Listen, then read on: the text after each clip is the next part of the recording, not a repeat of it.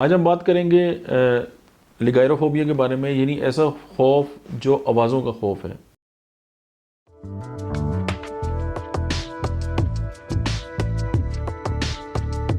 मतलब है कि लाउड नॉइसेस जो हैं, तेज़ जो आवाज़ें, ज़्यादातर जो लोग हैं वो ऊंची या तेज़ आवाज़ जो है वो उनको उसका जो है असर है खुशगवार नहीं लगता और वो ज़ाहिर है चौंक जाते हैं।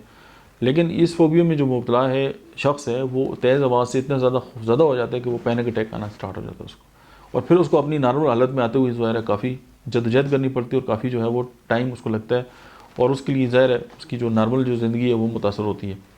और ज़ाहिर है इसके साथ बहुत सारे और खौफ भी जो जुड़े हैं, गिरने का खौफ है, गरज चमक का खौफ है।